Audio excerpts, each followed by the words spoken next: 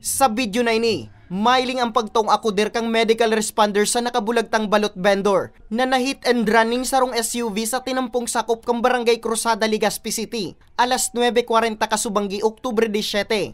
Hagup man sa video, ang nagkuriyat na panindang balot kang biktima na binistong si Felipe Andes E. Perez, 51 anyos kan Barangay Estancia, Legazpi City. Ang pangyayari, dai nakalampas sa pangilingkan sarong motorista na binukod ang nakabunggong SUV. Sa cellphone video kang motorcycle rider, mailing managuyod pa kang SUV ang posting nabunggo kaini na uminabot sagkod sa Sipak Station kan Daraga Municipal Police Station sa gilid kang Bicol Regional Hospital and Medical Center o BRHMC. Sigun kay Police Chief Master Sergeant Henry Mirapuentes, ang Chief Traffic Investigator kang Legazpi City PNP.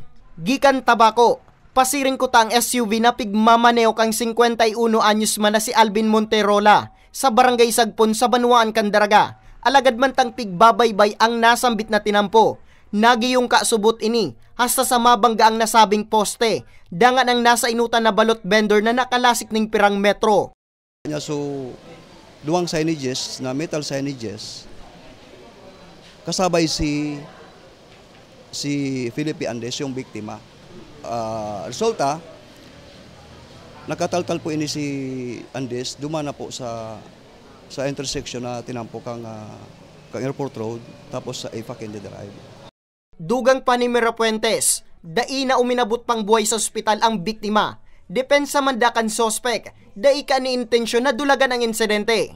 Puro pinimita po buhay ang pigpigirimain yung mga bikulo, ay yung mga driver, abang nagmamaneho kan mga bikulo, dapat preparado. Preparado yung lawas, preparado yung sasakyan para iwas aksidente. 8 aki ang binayaan kan biktima. Saro kay ni ang PWD pa dahil kang insidente. Labi nanggad ang pagtangis kan pamilya. Pag-ali kay matram na yan, ang mga aki.